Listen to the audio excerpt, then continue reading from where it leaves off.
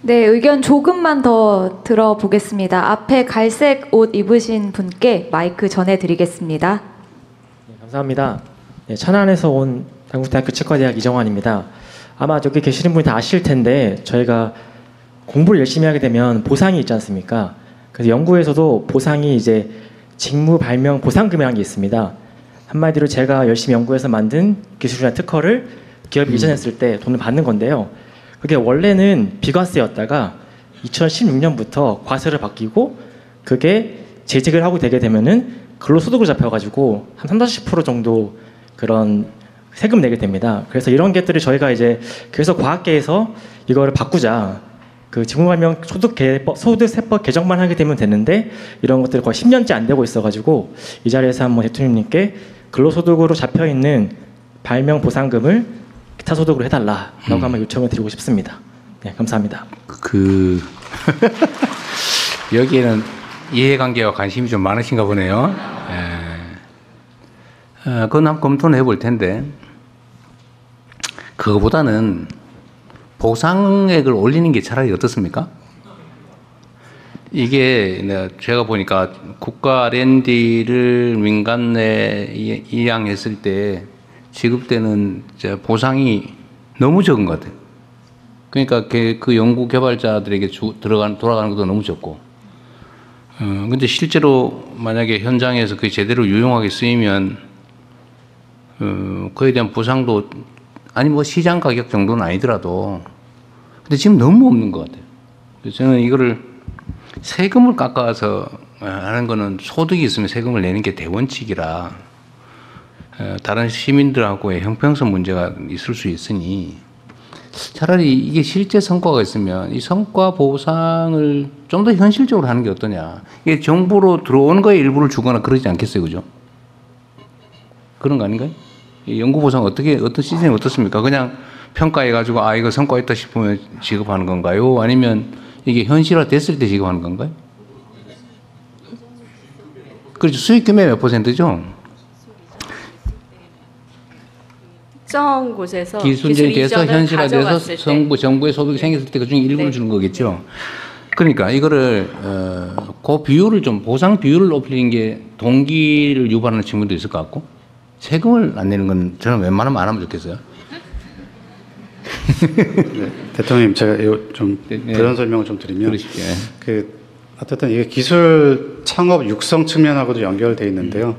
많은 어떤 뭐 1인 창업자 또는 이제 소규모 창업자들이 이제 특허를 내고 거기에 대한 어떤 뭐 대기업이나 뭐 출연연에 이제 통해서 이제 보상금을 받는 경우 뭐 특히 이 경우에 이제 저희가 받는 보상금의 대부분 특허 직무발명 보상금의 대부분이 세금으로 월급보다 더 많이 나가는 경우도 좀 있다고 합니다. 그래서 그런 부분에 있어서 좀 살펴봐야 될 부분이 좀 있는 것 같습니다. 그래서 저도 좀 최근에 말씀을 들었고요. 그 부분도 같이 좀 살펴봐서 제가 연구해 볼게요. 그냥 기본적인 생각은 그렇다. 네. 네, 한두 분 정도 말씀 들어보겠습니다. 여기 앞에 계신 분께. 네. 네, 안녕하세요. 3학년, 1학년 아이들 키우고 있는 학부모입니다. R&D 예산 이렇게 늘려주셔가지고 저희 아이들이 이제 꿈을 꿀 수가 있게 된 것 같은데요. 부총리님이 처음에 PPT 띄워주셨던 첫 장면을 보고 초중등 수거 교육이라는 그걸 보고서는 사교육 시장이 더 늘어나겠구나 하는 현실적인 우려가 되더라고요. 사실은 저희 첫째 아이가 이제 로봇공학과를 가고 싶어하고 너무 어리지만 그리고 둘째 아이는 생명공학 쪽에 관심이 정말 많은데 학교에서 아이들이 이러한 곳에 관심이 많으니 어머니 어릴 때부터 학원 정말 잘 보내세요. 잘 관리시켜주세요. 라고 초등학교 선생님께서 말씀을 하셨습니다. 그게 정말 공교육의 현실입니다. 그리고 코드페어나 과학전람회를 보시면 정말 아이들 과학적으로 정말 똑똑하고 천재적인 아이들이 정말 많습니다.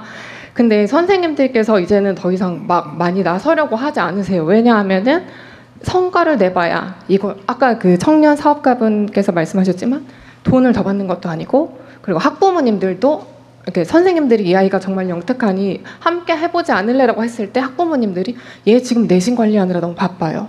그리고 이거를 입상을 했을 때 학교 가는데 뭐가 이득인가요? 이렇게 현실이 그렇기 때문에 이러한 정책들도 너무 좋지만 이렇게 과학고도 늘리고 뭐 초등학교에서도 이렇게 한다고 하는데 그런 정책이 혹시 마련되어 있는지 교육부 차관님도 계시고 하니 의견을 듣고 싶습니다.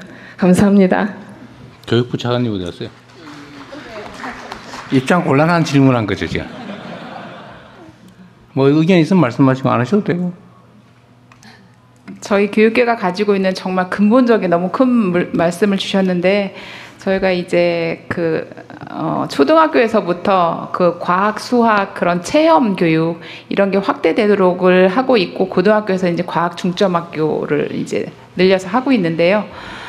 사교육이 굉장히 이제 빠르게 학부모님들의 마음을 사로잡고 있어서 저희가 굉장히 큰 과제라고 생각하고 과기부와 협업을 해서 잘 풀어가려고 하고 있습니다. 깊이 고민해 보겠습니다. 네. 지금 앞부분 페이지에 있는 지역 AI 과학 영재학교 확대나 지역 과기원 AS 혁신 허브의 문제는 우리가 국가 전체적으로도 이 문제에 집중하겠지만 대한민국의 현재 제일 심각한 문제가 어쨌든 수도권 집중이죠. 그래서 우리 정부의 최대 과제는 균형 발전 그리고 지방에 대한 인센티브를 주는 겁니다.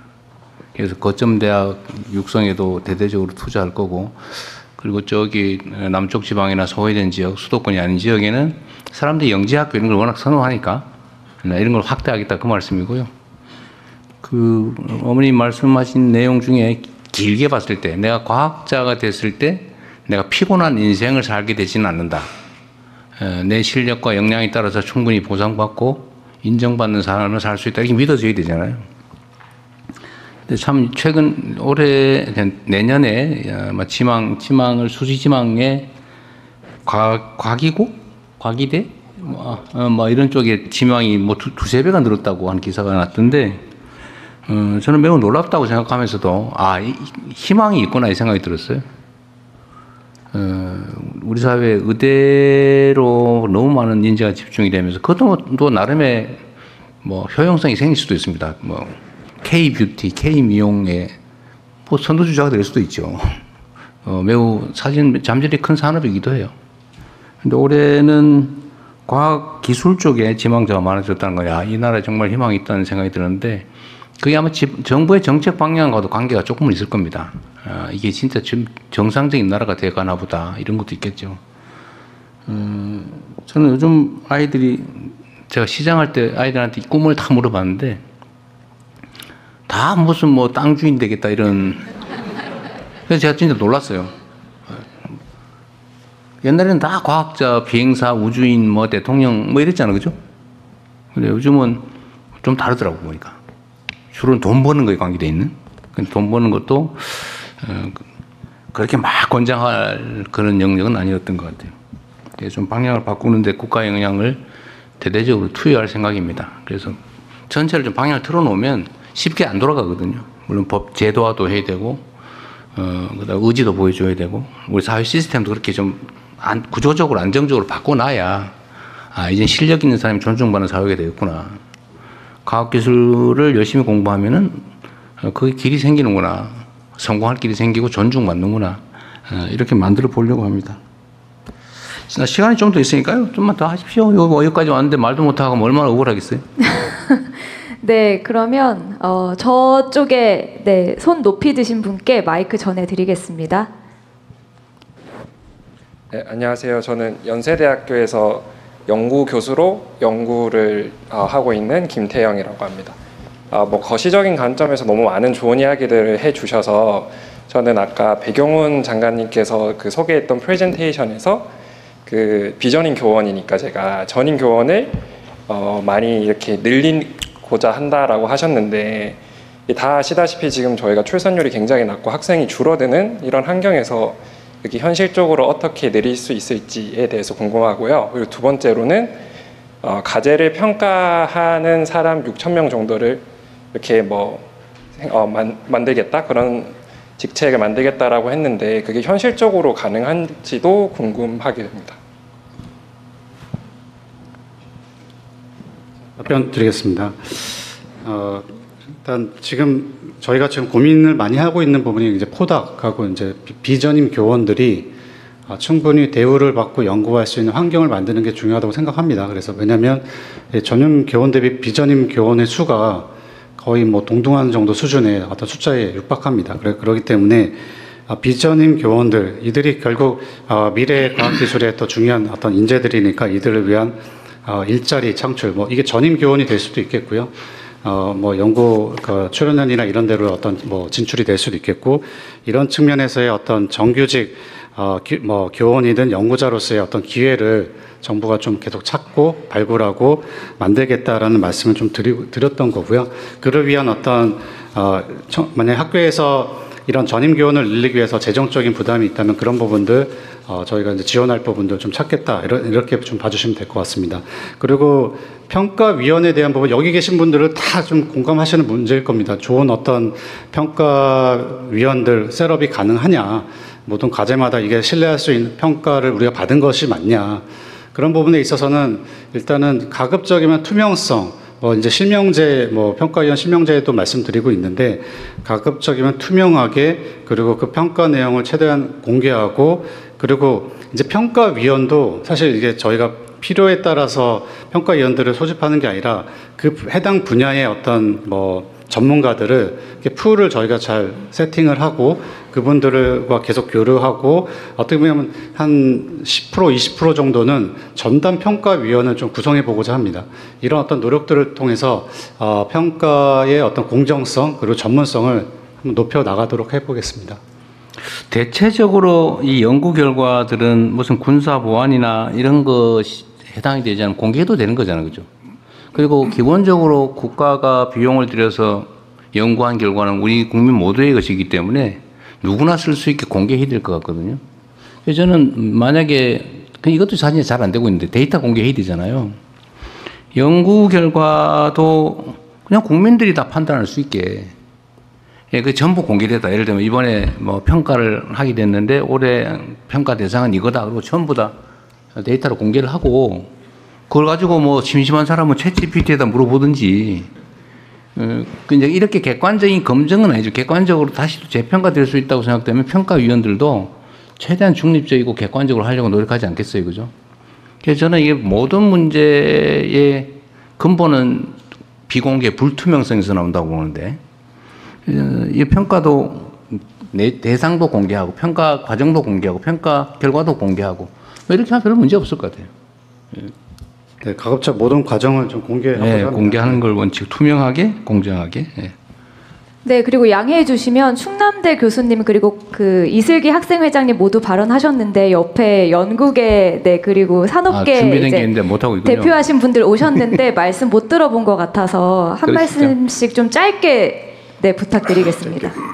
예, 저는 지금 차세대 2차전지 글로벌 탑 전략연구단 단장을 맡고 있는 김명환입니다. 저는 그 LG 에너지 솔루션에서 한 30여 년 근무를 했고요. 어떻게 보면 이제 1호 국가과학 특임연구원, 대각고 영광스럽게 또 지금 우리 정부 출연기관에서 또 연구를 계속하고 있습니다. 나이가 있음에도 불구하고. 제가 이제 기업에 있다 와서 보니까 뭐 여러 가지 느끼는 점이 많이 있는데, 이제 오늘도 주로 이제 우리가 과학 인재들 얘기를 하고요. 인재를 어떻게 육성하고 할 건가 논의 많이 하고 있는데, 인재 육성에 못지않게 지금 제가 정부 출연기관에 와 보니까 어떤 그 인프라가 좀 많이 부족해 보입니다.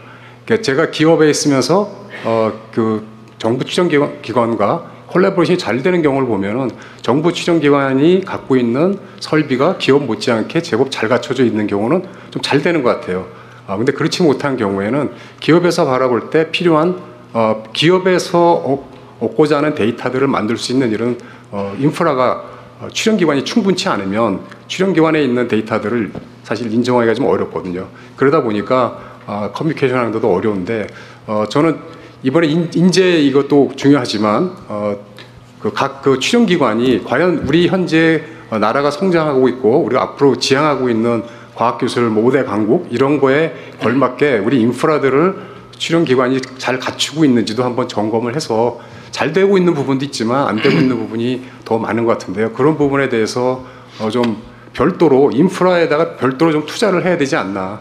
저희가 이제 과제를 많이 정부 과제가 많이 나오지만 이런 과제들이 인건비로 많이 흩어지는 그러고 나서 지나고 나서 보면 축적되는 게 부족한 이런 현상을 많이 좀 보게 되는 것 같습니다. 제가 또 기업에 있을 때는 굉장히 그런 설비적인 측면에서 아쉬움이 없었는데 와서 보니까 굉장히 부족한 부분이 많이 보여서 좀 안타깝고요. 또 어떤 경우에는 그런 설비들을 갖추긴 갖췄는데 이런 것들을 운영하는 데 있어서 좀 어려운 점이 있는 것 같습니다. 아까 뭐 스텝 사이언티스트 얘기도 나왔지만은 연구원들이 계속 그 장비를 오퍼레이션을 하는 오퍼레이터 역할을 할 수가 없기 때문에 이제 다른 사람들이 하는데 뭐 취업기관 같은 경우는 학생들이 또 많이 하거든요. 학생들인데 졸업하고 나면 그 장비에 대해서 또 새로 공부해야 되는 사람이 나오고 이런 어떤 그 비연속적인 일들이 많이 있는데 어쨌든 좀 인프라를 제대로 좀 갖춰서요. 우리 연구자들이 특히 학교에 계신 분들도 출연기관에 와서 좋은 장비를 만지면서 자기 실력도 향상되고 좋은 연구 결과도 나올 수 있는데 그런 부분이 좀 아직 충분치 않다. 그리고 앞으로 우리 미래를 생각했을 때는 더 많은 인프라에 대해서 고민을 해야 된다. 저는 그 얘기 좀 드리고 싶습니다. 네, 그리고 네, 안녕하십니까. 제가 가장 젊은 사람일 줄 알았는데 다른 학생분들이 계셔서 저도 긴장을 좀 덜 수 있었던 것 같고요. 저는 디든 로보틱스라고 하는 회사를 맡고 있는 김준하라고 합니다. 저희 회사는 아까 설명 잠깐 해주셨던 오준호 교수님께서 이제 창립하신 이제 카이스트 휴머노이드 로봇 연구센터가 있는데요. 거기에서 저희는 좀 시작을 했고 열심히 다리 달린 로봇을 만들고 있는 곳이고요. 뭔 로봇이요? 다리 달린 족형 로봇들을 만들고 있어요. 휴머노이드라고 생각하셔도 될 것 같습니다. 그래서 저희는 로봇을 열심히 만들어서 지금 산업 현장에서 사고가 나고 있는 현장들이 많다고 생각을 하는데 그 부분들에서 이제 더 이상은 작업자분들이 다치지 않을 수 있도록 저희가 열심히 로봇을 개발을 하고 있는 상황이고요.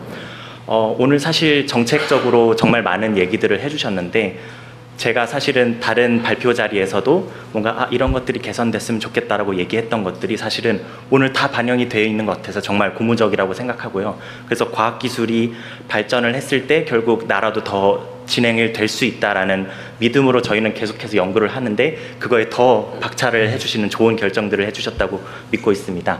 하나 말씀드리고 싶은 게 조금 있었는데요. 저는 솔직하게 말씀드리자면은 공부나 이런 것들을 좀 늦게 시작한 편이고요. 그리고 내가 창업을 해야지 아니면 내가 로봇을 정말 잘 해봐야지라는 생각도 제가 대학원 와서 조금 나중에 생각했던 것 같습니다. 그게 왜 그런지 다시 되돌아봤을 때 제가 학부 때 뭔가 배우는 수업들이나 이런 것들이 사실은 나중에 내가 실제 작업을 할 때 아니면 일을 할 때 어떻게 연결되지? 라는 그 연결성 측면에서 모호한 점이 없지 않아 있었던 것 같습니다. 수업 때는 그저 수업 자체로서만 듣고 이게 나중에 어떻게 쓰일지 모르는 상황이었던 거죠. 그런 측면에서 아마 어린 아이들도 지금 내가 공부하는 수학, 과학이나 이런 것들이 나중에 내가 실제 내가 일을 하는 상황이 됐을 때 어떻게 연결될 수 있다. 실제 작업자들이 어떻게 일을 하는지 그리고 왜 이런 것들이 중요한지를 연결 지을 수 있다면은 정말 강력한 교육적인 효과가 있을 거라고 믿고 있습니다. 그래서 뭐 가능하다면은 저희 정부 차원에서 교육과정 쪽에 이제 실제 현장에 계시는 분들이 어떻게 작업하시는지 좀 더 이해할 수 있는 시간들을 늘릴 수 있으면 좋을 것 같습니다. 네, 이상입니다. 감사합니다. 네. 그 아까 말씀하시고 싶은 게 있었죠. 어디 연구기관장 아니에요? 네? 부기관장은 기관장을 기회를 드릴까 말까요? 그래요? 그러면 짧게 부탁드리겠습니다. 네. 네. 제가 좌절하고 앉아 있었는데 우리 대통령께서 기회를 주셔갖고 제 표정이 통한다고 봅니다. 우선 제가 개인적으로는 8월에 그 대통령께서 직접 자문회에 참석하셔서 아까 모두 말씀하신 바와 같이 과학기술을 흥하게 하는 방법을 말씀하셨고요.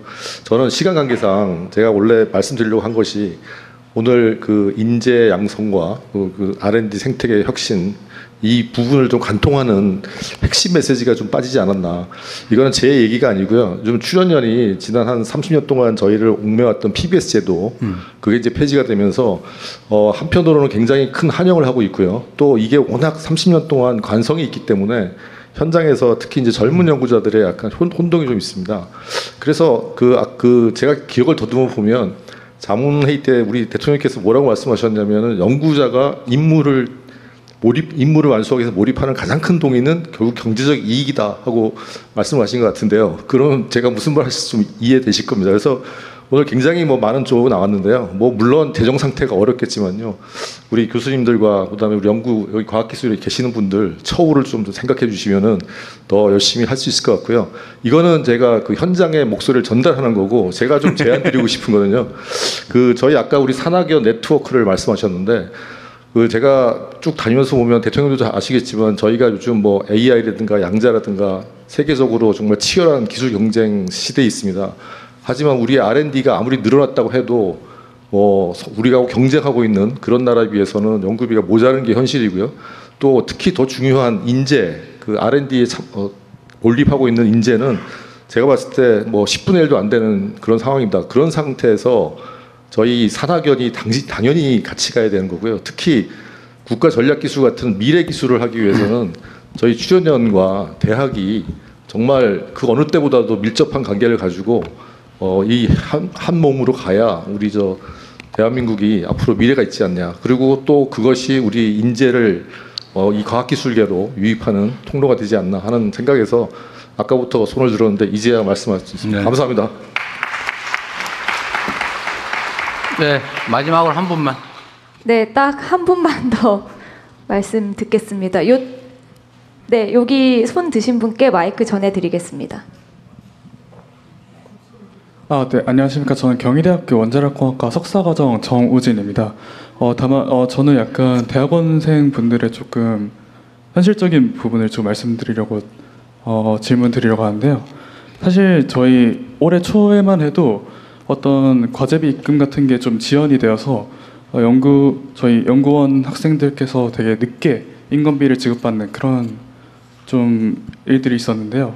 그런 부분에서 조금 더 일처리가 조금 더 빨라지거나 협약 같은 것들이 빠르게 맺어져서 좀 저희가 예측할 수 있는 정도로 어떤 인건비나 혹은 연구비가 좀 입금이 되어서 저희가 잘 연구를 할 수 있도록 좋은 환경을 만들어 주셨으면 감사드리겠습니다. 연초에 그랬다고요? 네, 연초에 그게 그게 아니고 이게 원래 경기지능책 어쩌고 하면서 예산 조기 집행하자고 전 부처가 나서서 난리인데 어떻게 저런 일이 발생할 수 있죠? 예, 개별 상황을 좀 파악을 해보겠습니다. 예, 보통은 말씀하신 대로 1사분기에 조기 집행을 하는데요. 예. 그러게 빨리빨리 주지 그걸 왜? 예. 근데 그런 건 있더라고요. 2월달 이럴 때 어쨌든 그의 집행 계획을 수립해서 결제하고 처리하고 이게 좀 시간이 걸리더라고요. 그러니까. 예, 어쨌든 최대한 빨리 지급될 수 있도록 노력할게요. 네. 이제는 정리해야 될 것 같네요. 네, 모든 분들께 기회 드리지 못해서 죄송하고요. 다시 한번 말씀드리지만 저희 그 서면 의견서에 자필로 혹은 QR코드로 온라인으로 의견 주시면 저희가 꼼꼼히 검토해서 답변 드리도록 하겠습니다. 다시 과학기술인을 꿈꾸는 대한민국 국민보고회 대전에서 함께했습니다. 그러면 이제 대통령님의 마무리 말씀 듣겠습니다. 네, 여러분들 긴 시간 고생하셨습니다. 그리고 의원님들 6분 애쓰셨어요. 말 안 하고 있으려니까 힘들죠? 원래 정치인들은 말을 해야 되는데 말을 못하게 하면 고문하는 거하고 똑같아요. 그래도 이해해 주셔서 감사드립니다. 제가 특별히 드릴 말씀은 더 없고 이때까지 충분히 말씀드렸습니다.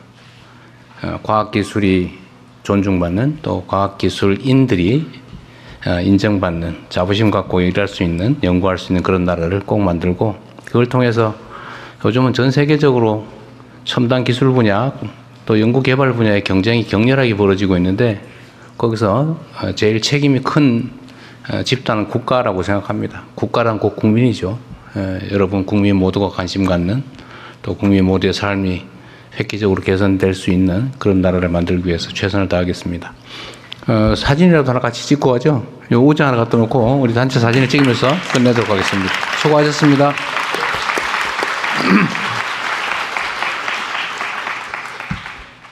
네, 같이 앉으신 분들께서도 사진 함께 촬영하시면 좋겠습니다.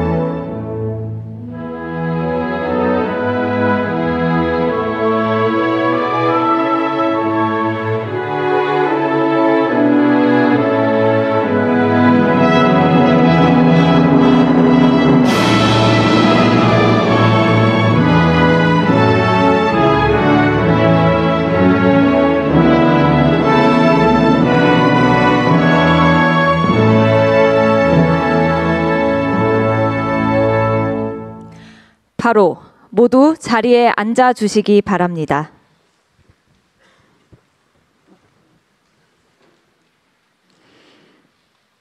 네, 대한민국 과학 수도 대전에서 함께합니다. 먼저 대통령님의 모두 말씀이 있겠습니다. 네, 대전 시민 여러분 이렇게 만나뵙게 돼서 반갑습니다.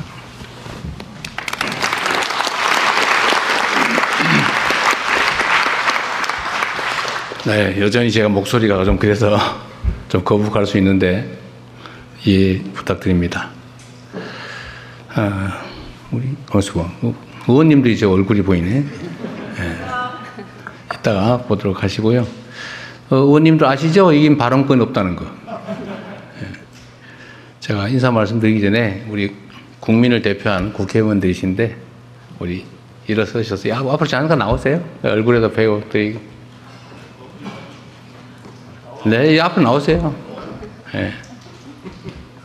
우리 대전 시민님께서 우리 국회의원님들 얼굴은 다 아실 거고 다 한꺼번에 인사 한번 하십시오. 네, 박수 한번 부탁드립니다.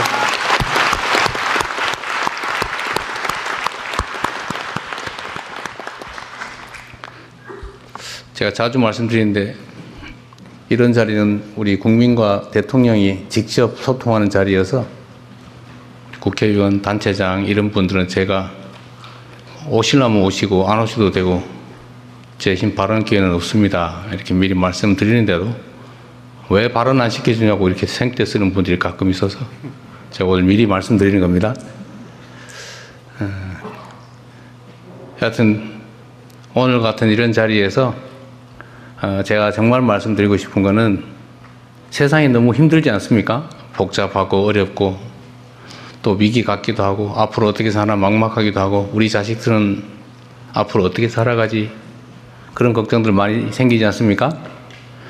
이럴 때일수록 사실은 그 그룹의 리더 역할이 정말로 중요하다는 생각이 들어요. 어떤 방향으로 어떤 생각으로 어떻게 하느냐에 따라서 규모가 크든 작든 그 집단이 살아남을 수도 있고 사라질 수도 있고 흥할 수도 있고 망할 수도 있는 거죠. 저는 그런 생각을 가끔씩 해봅니다. 역사적으로 볼 때 과학 문명에 투자하고 관심 가진 국가 체제는 흥했고 과학 기술을 폄훼하거나 무시하는 체제는 망했죠. 가깝게 조선시대를 봐도 세종이 과학기술 인재들을 참으로 중히 여기지 않았습니까? 비록 신분이 낮아도 실력이 있으면 면천해 주면서까지 일을 맡겼고 정조 때도 마찬가지였던 것 같아요. 그때는 과학기술을 받아들이고 연구하려고 노력했죠. 그리고 국가정책 수행에 이를 잘 활용하려고 노력했습니다. 사실 최근에 대한민국이 여러 면에서 전 세계로부터 각광을 받고 있는데 저 나라가 어떻게 식민지에서 해방된 그야말로 세계 최빈국 중에 하나였는데 이 짧은 시간에 세계에 내놓을 만한 선진국으로 도약했을까? 그리고 선진국으로 먹고 사는 문제만 해결한 게 아니고 문화라고 하는 측면에서 전 세계의 모범이 되고 막 따라 해보고 싶고 가보고 싶은 그런 나라로 변했습니다. 물론 가야 될 길이 멀긴 하지만 이렇게 대한민국이 경제적으로 문화적으로 또 군사적으로 정치적으로 모든 면에서 전 세계인들이 정말로 부러워할 만한 위치에 오게 된 아주 결정적인 이유는 우리가 가진 것은 특별히 없지만 자원도 없고 특별히 물려받은 것도 없고 무슨 땅덩어리가 큰 것도 아니고 그런데도 불구하고 이렇게 우리가 전 세계인의 부러움을 사게 된 제일 큰 이유는 우리 국민들이 공부를 열심히 했기 때문이죠. 그렇죠? 잘 공감이 안 가시나 본데 논 팔아서 상아탑을 쌓지 않았습니까? 자식들 어떻게든지 잘 살게 해보겠다고 최선의 노력을 다한 게 학교 보내는 거였어요. 배고라서 먹고 살기가 어려워도 생계수단인 논을 파는 한이 있더라도 자식들에게 공부를 시켜서 더 나은 세상 만들어 보겠다고 했던 우리 선배 세대들의 노력이 결국 오늘의 대한민국을 이렇게 만들 거 아니겠습니까? 사실 여기 계신 젊은 분들도 비슷하죠. 공감을 안 하는 분위기긴 한데, 근데 역시 지금도 마찬가지입니다. 부모들이 자식 세대에게 가장 크게 투여하는 것은 자식들을 공부시키는 거죠. 아마도 전 세계에서 이렇게 자식들 공부에 매달리는 민족이, 국민이 있을까 싶을 정도입니다. 그래서 우리가 성장, 발전한 정말 획기적인 동인, 근본적인 힘은 이런 수업에, 학습에 있었다.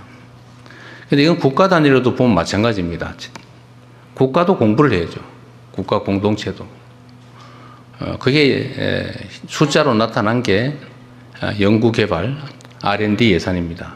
사실 R&D 예산을 이렇게 아주 단편적으로 보면 저거 뭐 그냥 놔둬도 되는데 굳이 뭐 저 결과물도 안 나오는 연구를 저렇게 해야 되나? 라는 생각이 드는 것들도 많죠. 소위 기초 연구. 그래서 어떤 사람들은 그런 거 하지 말고 당장 그 돈으로 삽질하자 라고 생각할 수도 있는 거죠. 그건 판단하기 나름이다. 우리가 한때 여기 입틀막 당하고 끌려나간 데가 이 근처 어딘가요? 어딘지 잘 모르겠는데 내가 오늘 그분 있으면 혹시 오셨으면 한번 보고 볼까 했는데 얼마나 억울했겠어요? 내가 누구 특정인을 비난하자는 게 아닙니다. 국가도 공부해야 되고 개인도 공부해야 되고 기업도 연구개발에 투자를 해야 미래가 있는 거죠. 그래서 우리는 대대적으로 원상복구뿐만이 아니라 앞으로는 과학기술 분야의 연구개발에 더 많은 국가 역량을 투여한다라는 방침을 가지고 아마 거의 대부분 상상하지 못할 정도 규모로 R&D 예산액을 늘렸습니다. 그리고 오늘 여러분의 제안도 듣겠지만 우리가 수차례 논의를 통해서 몇 가지 정한 원칙이 있는데 우리 연구자 여러분들한테 실패할 자유와 권리를 주기로 했어요. 이럴 때 박수도 한번 하는 거예요.